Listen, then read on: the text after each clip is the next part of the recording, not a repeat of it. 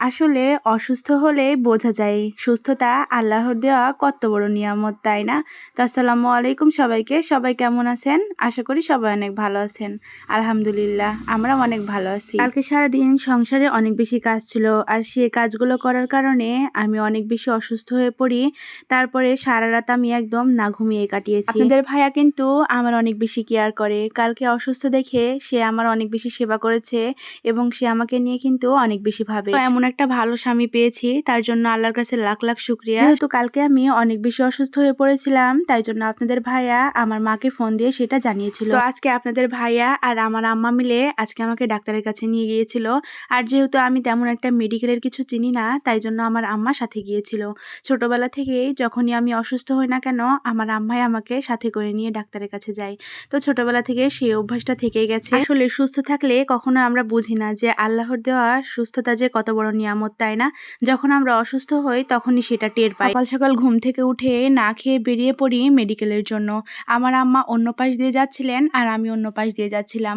আগেই গিয়ে দেখি আমার আম্মার টিকিট কাটা শেষ। তারপরেই তো আমাকে টিকিটটা দিয়ে দিল আর আমাকে সিরিয়ালে দাঁড় করিয়ে দিল। সেখান থেকে বের হওয়ার পরে আমরা চলে আসি ওষুধ কেনার জন্য। আর আজকে এত বেশি গরম ছিল রাজশাহীতে, কি বলবো। আমার আম্মাকে নিয়ে আমি কখনো কোথাও ঘুরতে পারিনি। আমার আম্মা শুধু চার দেয়ালের মাঝখানে সারা জীবনটা কাটিয়ে দিয়েছে, তাও কষ্টের মধ্য দিয়ে। তো আজকে অনেক বেশি ইচ্ছে করছিল আমার আম্মাকে নিয়ে আমি একটু রাজশাহী শহরে ঘুরবো। আমার আম্মারও তো মাঝে মাঝে ইচ্ছে হয়, তাই না, একটু ঘোরাফেরা করার। তারপরে চলে যায় পর্দা গার্ডেনে আমার আম্মাকে নিয়ে। আপনাদের ভাইরাল চাচি কিন্তু অনেক বেশি খুশি হয়েছিল আজকে বেড়াতে পেরে। আপনাদের ভাইরাল চাচির কিন্তু ফুচকা অনেক বেশি পছন্দ, তাই জন্য আমরা ফুচকা অর্ডার দিয়েছিলাম আর সাথে চটপটি। তো চটপটি আর ফুচকা অনেক বেশি মজার ছিল। খাওয়া শেষ করে এইদিকে আমরা দোকানে জিনিসপত্র দেখছিলাম। আমার জিনিসপত্র দেখতেই কিনতে ইচ্ছে করে, জানেন।